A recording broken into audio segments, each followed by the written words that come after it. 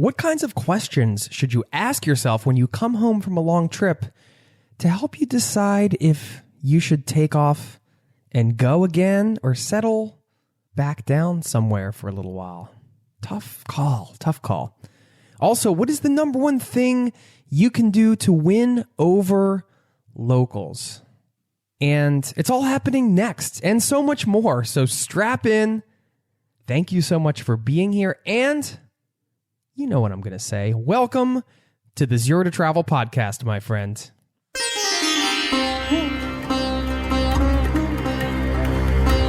You're listening to the Zero to Travel podcast, where we explore exciting travel-based work, lifestyle, and business opportunities, helping you to achieve your wildest travel dreams. And now your host, world wanderer and travel junkie, Jason Moore. Hey there, it's Jason with ZeroToTravel.com. Welcome to the show, my friend. Thank you so very much for taking the time to tune in. This is the show to help you travel the world on your terms, to fill your life with as much travel as you desire, no matter what your situation or experience. So whether you're taking your first trip or your 50th, whether you're a newbie or a permanent nomad, you love travel. I love travel. That's the thing that unites everybody in this community. Because nobody here wants to go home before they have to from a trip. You know, when you're on a trip and you're like, I got to go back now, and I'm not ready to go back. I don't want to pack my suitcase. I don't want to leave this place. Well, you're in luck because you don't have to. That's what this show is all about. And you are joining many thousands of people worldwide listening to this show. It blows my mind that this show has been downloaded in 195 countries, and it keeps growing. And I'm just really excited to have you as part of this virtual caravan, this community of listeners worldwide. And this is a community-powered show, so I invite you to get in touch anytime. My email is jason@zerototravel.com. And I always say, hey, if you got any guests, recommendations that you want me to bring on, topics you want me to cover, ideas to put on the show. I've been getting a lot of these messages lately, which is great, which means the message is clear. This is your platform, and I'm here to deliver the goods, whatever it is you want to hear. And if you check in, just let me know what you think of the show too. Tell me your story, introduce yourself, tell me a little bit about yourself. It's always a pleasure when I dip into the email inbox to hear from listeners. And I want to give a couple shout outs here and I always feature some of you amazing, fine folks in this community. And I want to say congratulations to Suzanne, because she just bought a one-way ticket to Chiang Mai, Thailand. She has made plans to attend a 1-month yoga teacher training and, quote, travel around the rest of Southeast Asia from there while seeing if I can build a location-independent business. She also says, I'll be wolfing, volunteering, and trying to figure out a lifestyle that makes me really excited and happy to wake up and start the day. And I'm currently selling most of my things and traveling and planning to travel really light. You've given me some amazing tips on how to do so. And she said a lot of nice things about the podcast. I just want to say, Suzanne, congratulations. Thank you so much for checking in and sharing this, because it warms my heart beyond belief when I get these emails from people. And whatever stage you're in, you know, you might not have bought the one-way ticket yet, but everybody has to make that transition to travel. This is something I've been talking about and thinking about a lot lately, is that transition to travel. And anytime you're doing a long-term trip or chunking out time to do an extended excursion somewhere, there are all these transitional pieces, and it's not just logistics, because getting rid of your stuff is something that you can say easily, okay, I'll get rid of my stuff. But of course, there are some emotional ties to certain things, and there are a lot of emotions around it. Now, let's talk about some of the things I mentioned at the top of the show here. First of all, what kind of questions should you ask yourself when you return from a trip to decide if you should take off again or what you should do? This goes back to that transition to travel piece. And when you come back, you're, I guess, trying to decide if you should transition to another trip or if you should transition back to quote unquote society. I'm not going to share thoughts on this today because I think I want to spin this out into a whole episode. But my guest today does share her thoughts, and she talks about the question she always says to herself when she comes back from an adventure to decide if going again is right for her or not. So you're going to want to listen to this interview and check that out. Now, let's get into the number one thing you can do to win over locals, because everybody wants to meet locals. I mean, that's the ultimate experience. When you hang with the locals, they show you around. You know, you're really getting the authentic experience of a place. I know how this can be. Sometimes it happens very spontaneously and easily, and sometimes you have to really work to meet locals and go out of your way, which is why maybe a lot of travelers, I shouldn't say a lot of travelers, but people can be lazy about just going to see the sights, going back to the hostel, interacting with other travelers, or going back to your B&B, whatever you're doing, wherever you are. It's a lot easier to interact with other travelers than it is to interact with locals and get to the point where you can, say, be invited over to somebody's house for dinner or spend the night with them. And this is about a mindset attitude, I think. But the thing that you can do to win over locals the most is speak some of the language. And the more I've traveled, the more I've learned. Even if you just learn a couple phrases, you can really win locals over, particularly if those phrases are something slangy or something that's really integral to the culture and not necessarily common things for foreigners to say. It really catches people by surprise, and they're like, oh, that's cool, you know that. And I've used this in various countries, this tactic, if you will.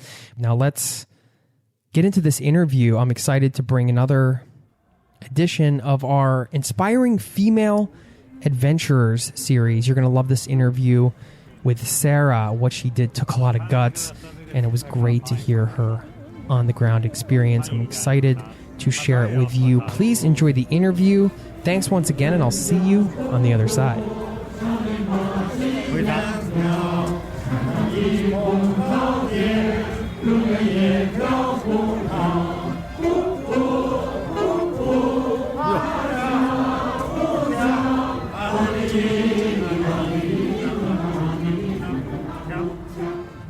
My guest today traveled 10,000 miles on foot from Siberia to Australia alone. An epic walk that lasted 3 years, during which she survived mafia, drug dealers, thieves on horseback, temperatures from subzero to scorching, dangerous wildlife encounters, dehydration, and countless other life-threatening occurrences. That takes some serious guts. And she wrote a book about this journey. It's called Wild by Nature. It's available now.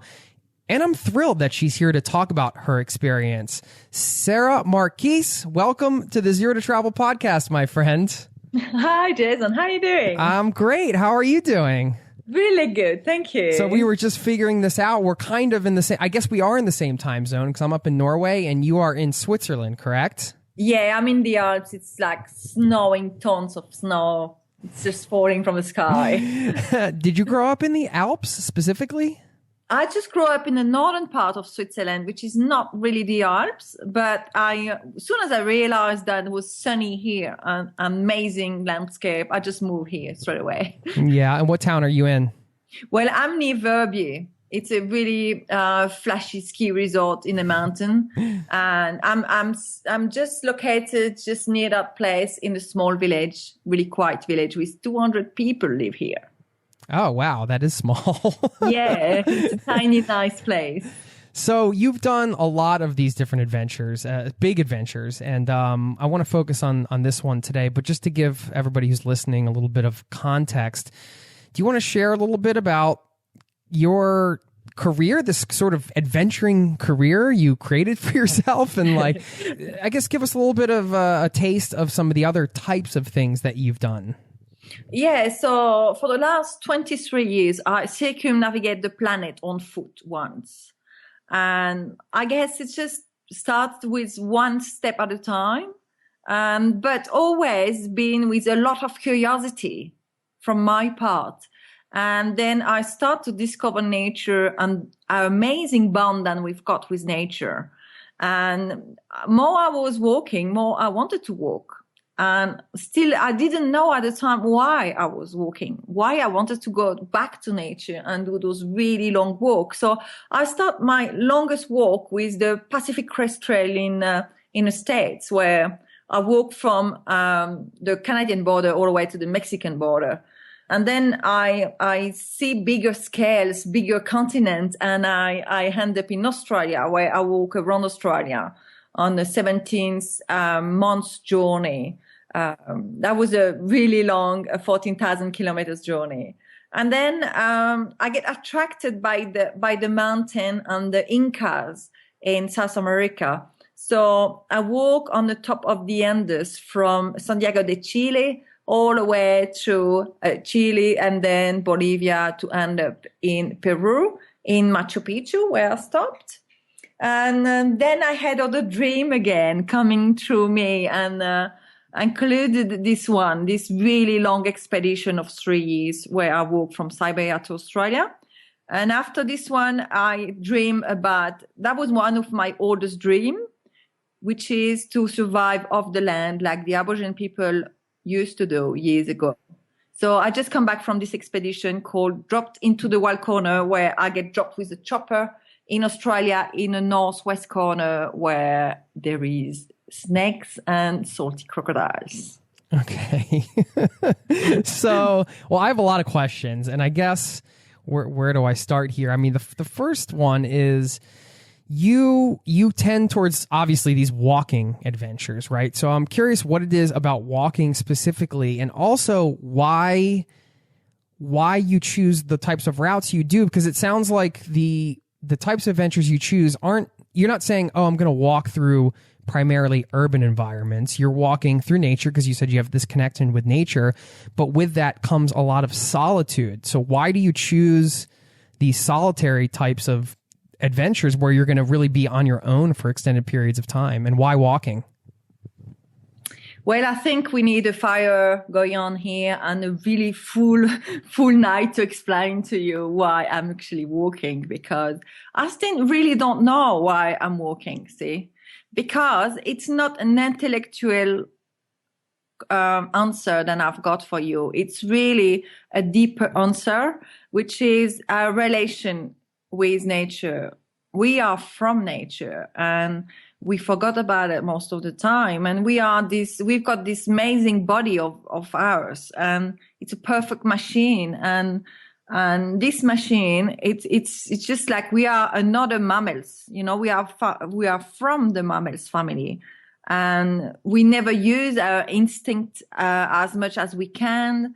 And for me, be like dropped in the wild alone in those remote area, it's time to get connected again. You know, it's the ultimate challenge where I have to shed my human skin and become this wild thing. And I always believe that we are not using all our capacity. You know, we are not using all our resources that we've got inside us. And I'm just like experiencing all those really the strengths that we've got inside our body and our mind to just push it a bit every time a bit further and further to discover then there is further again. We can go further than I thought we could, you know? And every time I push the boundaries, and every time I jump a bit further, and every time it's possible. And I mean, it sounds like you do have the answer to why you walk, because it's really about you, I guess, reconnecting on this primal level, or connecting on this primal level with our planet and with nature. And the thing about walking too is it's the pace, right? I mean, you can't just cruise by something and ignore it. You know, you're at like a very slow pace. How does that change the travel experience? Well, actually makes everything right, because I discovered over the years that actually the walking pace, it's actually our human pace. We are made to go at that speed. Because if we go faster, it's our sense and nerve system and our capacity of capturing the landscape. It's too fast for what we've got, the tools we've got in us. Our senses are made for walking only. So anything faster than this, we capture, but not 100% of the experience. So walking, it's just amazing, because it just feeds you with everything around you. it's just like a full-on experience. Most of the people think, oh my God, this is boring, you know. I love to walk, but I know what you mean. Yeah. But that's good. Yeah. Because, oh my God, this is not boring at all. You know? It's a bit of a meditation for me personally. I think it clears headspace. It does get you connected. And I mean, the level you're doing it at is quite extreme. The walks you're undertaking. So I'm curious so you're back home right now, and when you're not on a journey like this, do you find it hard to be connected in such like a primal way? Like, do you have to go do these expeditions in order to plug back in? Do you struggle when you're at home with that connection? Well, not really, because over the years I learned how to pull up the trigger. You know, when I have to be really sensitive, I can be. And sometimes when I'm in the middle of the crowd and middle of people, be sensitive at that time is not helping. So I kind of push the right button at the right time. But of course, be away from nature, my sensibility or my capacity of feeling what is my surrounding in a deeper level, it's actually going away, fading away. So I need to get connected again to actually be getting those senses back. You have an interesting take because you've done multiple large expeditions like this that all involve walking. So you could sort of categorize them and probably take lessons from each one. But in a way, you could also look at it as one giant experience. And if you were going to look at it from that sort of large, we're in a plane and we're looking at the big view of everything you've done, how would you categorize this sort of string of adventures you've done? Would you say this is like a spiritual journey for you, or is it just who you are and this is the way you express yourself? Or how do you see how it's all come together as you connect the dots looking backwards? In life, we make choices. We choose which road we want to be in. Like, if you are on the right side of the road, you are on the right side of the road. If you want to be on the left side, you are on the left. And then you're going left, and on the right, you're going right. You can be on the right and going left. So I guess it's the mission we all have. For me, I decided to follow my heart from a long time ago. And I've just been following my heart, which is, that's what is inside my heart. It's what I've done today and yesterday and the day before. And it's all my life been spent in the tent, in most of my time in nature, connected with nature.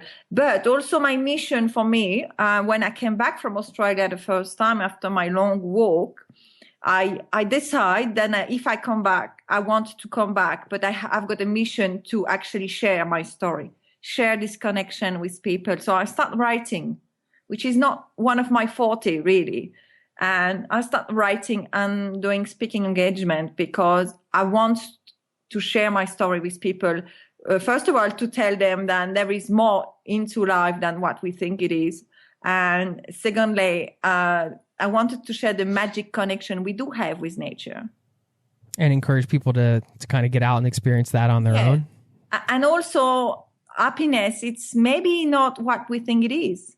Maybe it's just those little things that we experience through every day in a different level, Yeah, sure. And I mean, I guess the flip side of that would be somebody would say, well, do you have to undertake such extreme adventures if you can just find the happiness at home? And that might be one person's perspective. I'm not saying it's mine or yours. I'm just curious what you would think about somebody that would make that argument. Yeah, I think there is no such a thing, like each of us in this planet, we add up numbers. So I'm bringing to you my story with my experience, and somebody else will bring his story with another experience, like in his everyday life. And another person will come with a family story, which is every story is amazing. We don't have to compare story all the time and thinking, oh, this one is better than this one. Oh my God, why this one's doing this? And this, no, we too much in an intellectual way. I think every person in this planet got amazing things to add up in this society. And that's what we have to focus on. It's what you've got in your bag. I've got that in my bag. We can share it. We can complement. We can exchange tricks and laugh and good time and bad time and go and move forward. This is my vision. I love that. And that's, I couldn't agree more. I mean, that's one thing I mentioned to people when they, are starting, whether considering starting, a blog or putting themselves out there in some way. I think it's important to share because you do have a unique voice. Again, I agree. I mean, everybody has their unique take and everybody's experience is, I think, valuable. And I think this is where you mentioned curiosity before. I mean, I think curiosity is one of the absolute driving factors of at least travelers, like that curiosity about the world, wanting to know what's out there. I mean, would you say if you were going to choose one word that drives you, is that the one word or is it something else? No, curiosity, it's the key, because if you can be, whatever age you are now or tomorrow, if you can be curious as a kid, as when you were a little kid, it's a win-win situation for everybody. You never be a cranky one. You never gonna be one of those old, horrible person, and you always gonna be a nice person. And also you have to have this sense of humor, regarding life and situation. It's sense of humor. It's the best tools to survive. Well, now that you mentioned that, because I'm sure you have countless stories to tell from this adventure. Can you share something that happened along the way where your sense of humor really pulled you through a tough time, and maybe share something like that? It could be a private moment or something that you haven't really shared before. Can you think of an example? Yeah, well, I've got this little nice story in my book where they took it off when the US publisher decided to publish my book. They took this story off the book because that was inappropriate, really. But I had this weird moment, in Mongolia. Mongolia, it's a weird country, really. It's everything regarding the culture. It's really coded. So if you don't know the code, you don't know what that stands for and what they're doing that for. So I like to go in a country with a lot of knowledge about the culture, but Mongolia, there is not much out there information about Mongolia. So I've been doing my studies and I couldn't find much about it. So when I arrived in Mongolia, I've been attacked every night by big drunk Mongolian on a horse. But that was okay. That was more into it. I knew what they were up to. So I deal with the situation. But then during the day, usually Mongol on horse usually stop next to me. You have to picture, we are in the middle of the steppes. There is nobody around. Suddenly, this bunch of guys come on a horse, stop near me, get down the horse, and pee on the front of me. on you or next to you? Not on me, on the front of me. Like really, I can see them peeing. Like the first time I was so shocked that I look away, oh my God, what's going on here? Right. And they never laugh. They never show any expression on their face. They never say a word. And they just go back on their horse and just slowly go away, And it's happened 100 times. Every time I see a Mongol guy on a horse, I say, no, he's not going to come and show his penis again. No, he's not going to do this. Right. And that was, I'm making fun of this situation because it became really clear that there's something missing on the culture code, that I didn't understand quite clearly. Did you find out what that was all about? No, I've got a really good friend in Ulaanbaatar who's been studying in Europe. So he speaks English perfectly, and he had this boss culture on him. I explained to him that situation. He said, "Oh, I've got really no idea what is it." He doesn't know. But I think it was more like a territorial thing, more like we know that you are here, and this is our territory. I think it was more like really deep down, like an animal territory things. Yeah. So you mentioned in passing some of the harassment you endured in Mongolia, drug dealers and people sort of harassing you in your tent and everything. And you kind of just mentioned that you dealt with that situation. How did you deal with that situation? Can you share what kind of was happening and how you sort of dealt with that? So the thing is, over the years, I learned how to read a situation. So you have to read a situation without the words. It's like putting the mute button. You push the mute button on the situation, and then you study what's going on. So you have to read the body language. You have to read the intensity.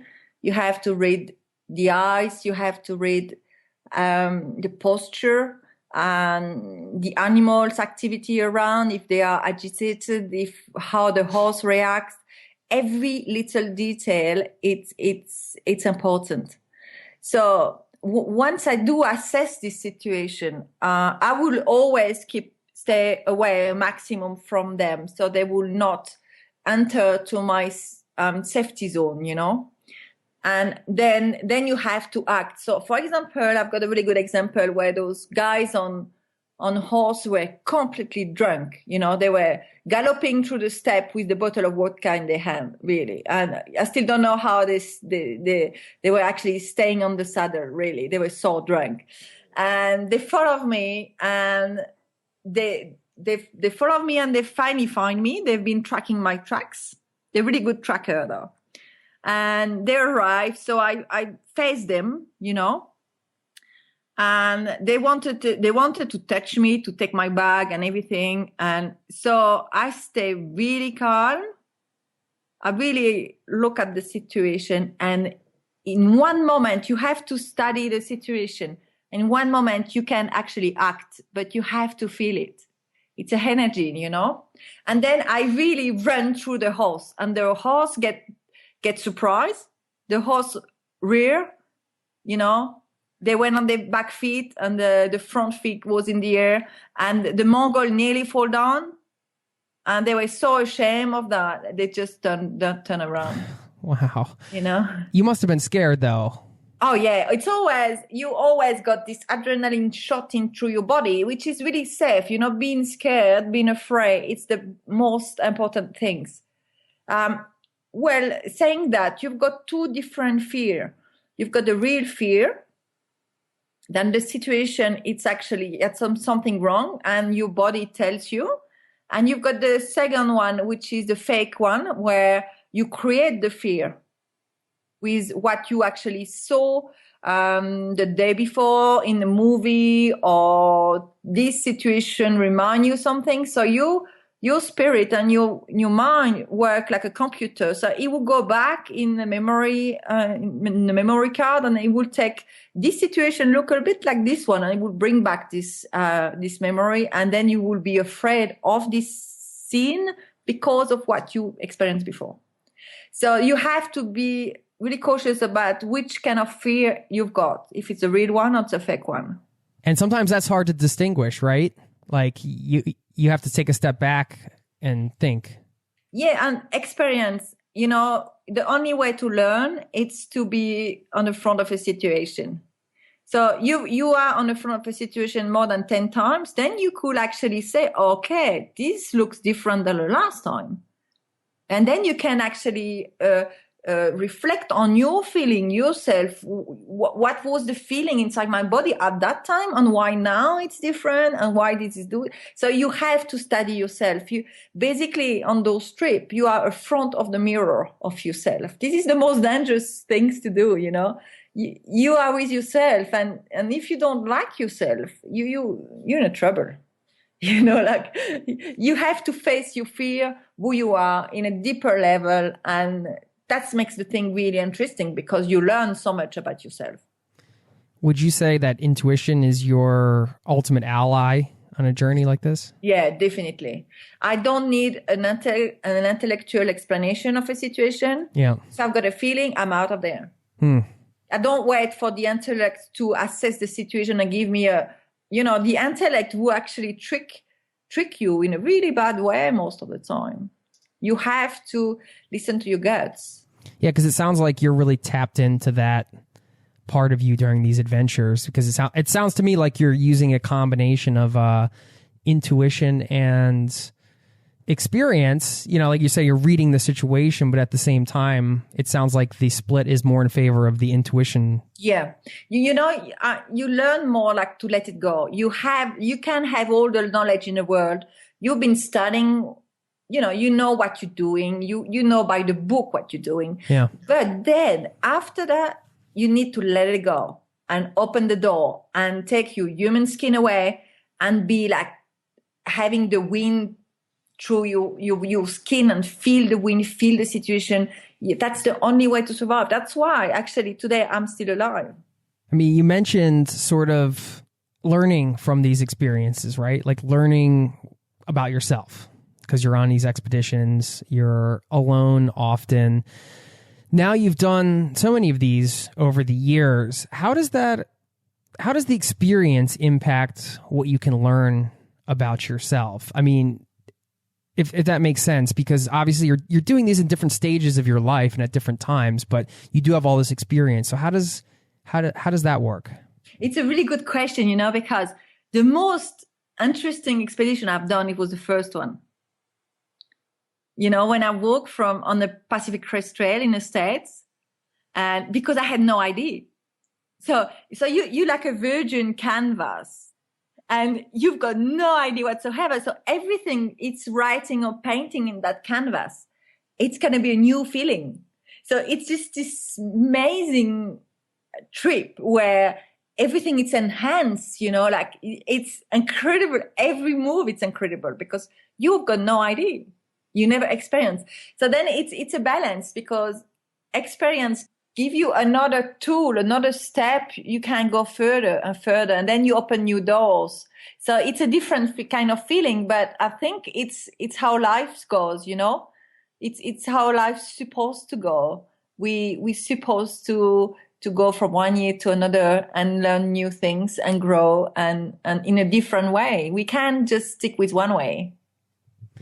I've found that experience as well. My first, big backpacking trip, I found everything was so much more heightened and I was so much more aware of the what I was learning, what was happening, and just it was incredible. But now you learn so much, but I guess it's in a different way. And I do think, like going back to what you said about curiosity, and maybe you agree that curiosity, you have to like up your curiosity level. You can't ever lose that because it's about bringing that beginner's mind mentality to each trip so you can be open to learning new things.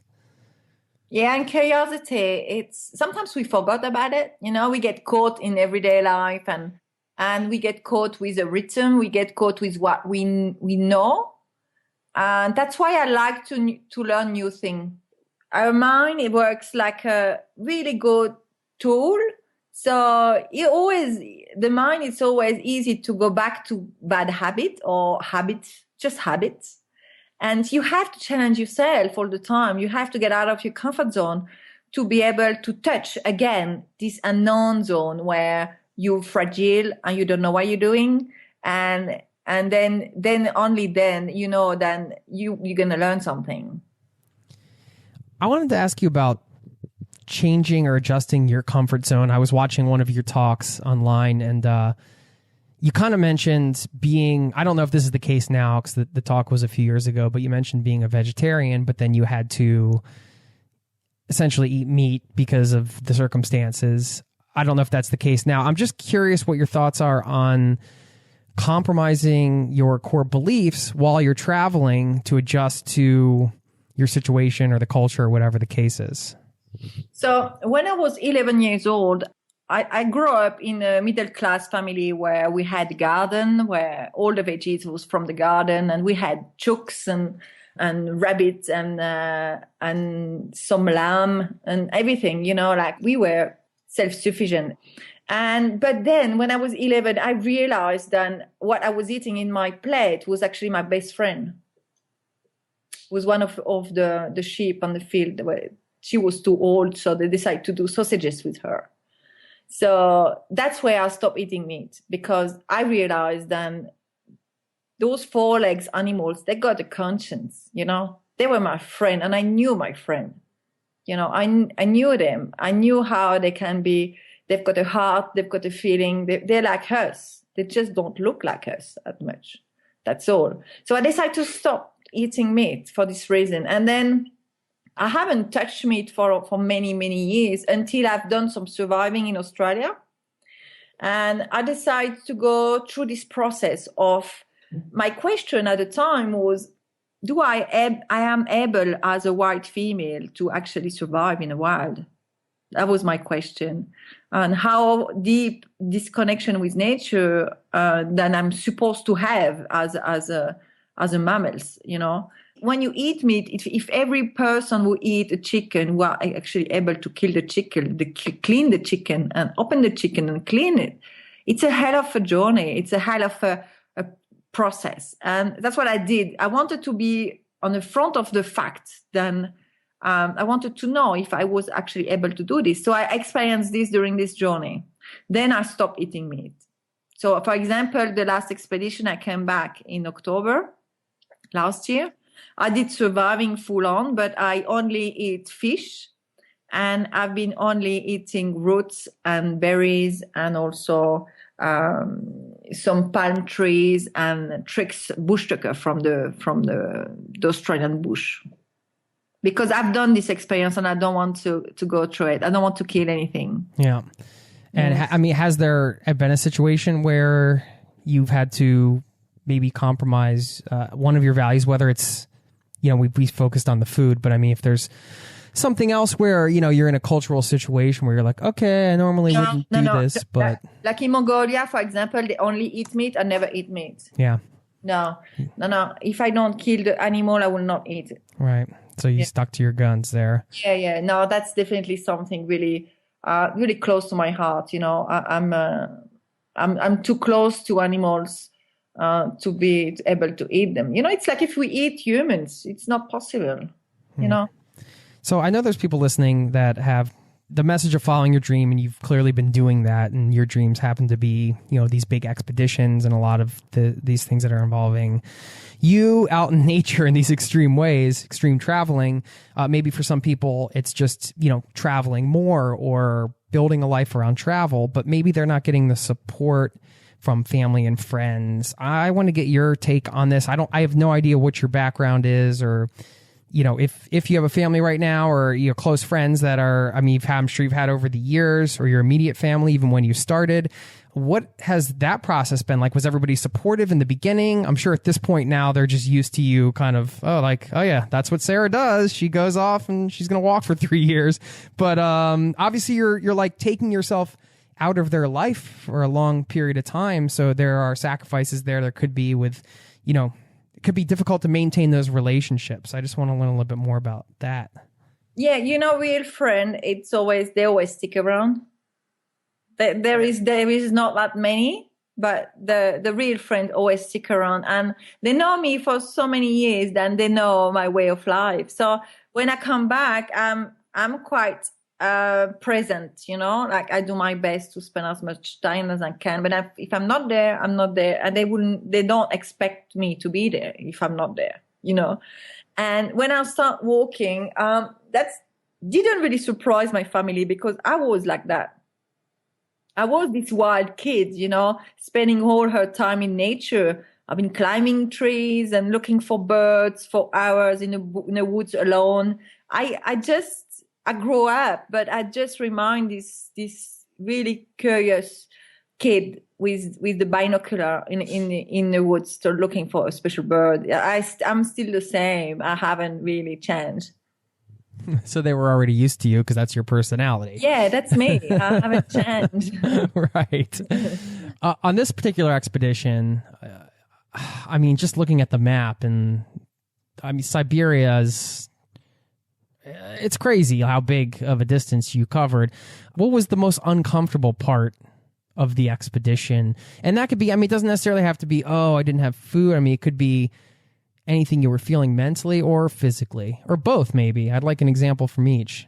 Yeah, for me, Mongolia has been a really hard part, because for the first 2 months, I've been attacked every night by a Mongol guy on a horse. So I end up sleeping under the road. You know, you've got those concrete tubes, like evacuation pipe. And I just sneak in under the road at around 4 o'clock in the afternoon. and nobody would never come to find me there. You had to So, hide. Yeah, I basically. was hiding, like, and sometimes they're not even 1 meter high, those things. I was crawling underneath but I was safe, which is the most important thing for me. And then I hit the Gobi Desert, which was amazing because there was not drunk anymore. There was real culture, real Mongol people, really cautious and nice and inviting and respectful people. So that was all different vision. And I was really happy to hit the Gobi Desert. It is a magic place. I recommend everybody to put that place in the bucket list, The Gobi Desert. The Gobi Desert. It's a magic place. Doesn't look like it, but once you're in it, it's just something happening there. It's just amazing. Wildlife everywhere. It's just magical. And then for me, the downside was really China, because I get arrested by the special forces there. China's been it's going like against the current all the time. It just, you push it every minute of the day. It's against the current. So it's been quite difficult for China for me. Are you just ever sitting there, like you're hiding, it's 4:00 in the afternoon for the 30th day straight or whatever. Are you ever just like, why am I doing this? Do you ever get really down? No, because you get to that survival mode, So something switches in your brain. Yeah, you can't afford to think like that. This is really not a way to operate. Positive thinking, it's just like for real, If you've got a positive thinking of anything, you will get positive things happening to you. So I decided to go my way, one step at a time, and taking care of every step and make sure I was okay. And when I had really downtime in Mongolia, for example, I will stop everything and I will make a tea. That was my trick. And by making a tea and drink my tea, that will change my state of mind. That will change the moment. And I will get into this amazing bubble where everything is okay after that. And then I will pack up everything again and then go and one step at a time again in my rhythm. And things will go right again, you know? That's interesting. I think, because if you start slipping, sounds like you created this trigger for yourself where if I can go through the ritual of making tea, I can get present again, almost like a meditation, just kind of get you back on track and feeling good again. That's, I think, a great strategy if you're traveling long term. Yeah, and people who actually read my book, some people say, oh, yeah, I'm going to go to make a tea, So they get this little ritual, they add this little ritual in their life when things go a bit wrong. They actually mimic me and say, oh, I'm going to make a tea, like Sarah. There is those little tricks like that to just when things go wrong, to change the state of mind that you are in. You need to do something else to actually make your mind switch. What's something most people don't know about you? I don't know. I've been quite really open about what I've been doing and why I'm doing it. And I'm still doing it, But one thing that I don't know, it's if tomorrow I will still doing it. I don't know. I never know. See, that's the thing. I always question myself, and I always go where my guts goes. So I could change life at any moment. I could do completely different thing. But obviously, by asking me this question again and again, I always go back to nature, Yeah, I mean, do you ever think you will there ever be a last adventure? You think you'll keep doing this over the next 5-10 years? I know it's hard to say, but I'm just wondering. I've got no clue. See, every time I come back, I don't get attached to this way of life because that could be like a golden cage, You could be actually in a cage. And that's exactly not what I want. So every time I come back from an expedition, I can do this little assessment of the situation, Like I ask the right question and I ask myself and reposition myself into my life. And just simple question if I'm happy about this situation or not, And then if I'm not, I change something. Well, it sounds like you're happy with the way things have gone so far. Yeah, it looks like it. And you just went on another crazy expedition that you mentioned, and you're still here and we're talking, so that's a good sign. We're going to have to keep an eye out for some stories around that. This book on this trip that we talked about today that Sarah took is called Wild by Nature, and you can pick it up, where books are sold, and check it out. And Sarah, I have to ask you just a couple more questions. Do you have any practical tips for a traveler that wants to do some more extreme adventures like this, whether it's like taking a certain type of survival class or acquiring certain set of skills, or what are some practical tips you would give for somebody who wants to do something a little more extreme? Well, when you start to be scared, that's when you have to start. That's the good way to go. When you start to be scared, we do course for this and this and this, but this is not actually the work.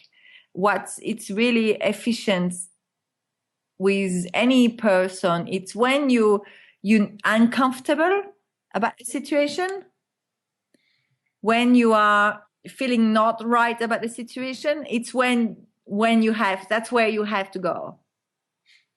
If you're comfortable with the situation and you think, I'm going to do a course about this because I want to know more about it, maybe stop doing a course and just go, go into the situation and learn by yourself, because nobody can know better than you in a situation, because it's like everything. Like if I tell you something about a situation, you probably be the same situation and leave this situation completely different way, because you've got not the same background, not the same knowledge, not the same body, not the same mind. So the best way to doing it's experiencing everything by yourself. Sort of the trial by fire technique, and then just leaning on your resourcefulness when you're in the situation. And one step at a time, not crazy things, but one step at a time, a little further every time.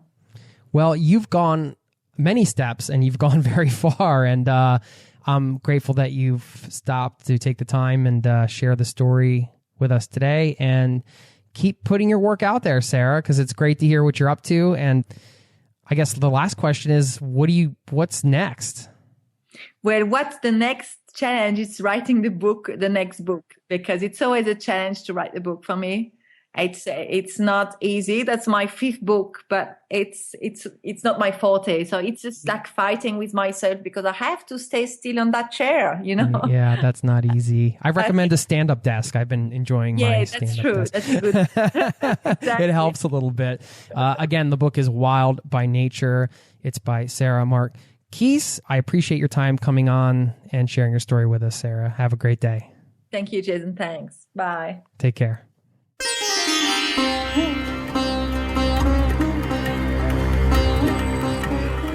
Sarah, thank you so much for stopping by to share your story. And my friend, thank you for taking the time to listen to this show and be a part of this virtual caravan, this worldwide community of listeners. Really, truly appreciate your presence here.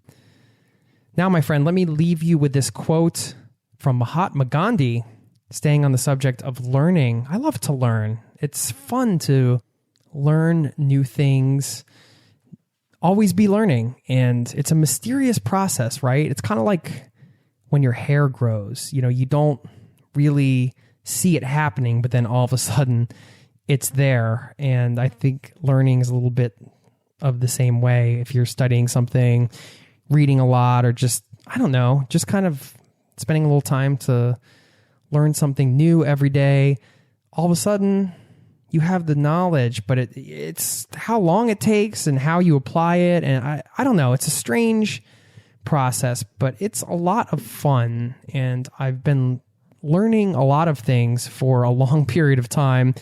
And some of them I still don't feel like I'm getting any better at, for example, guitar.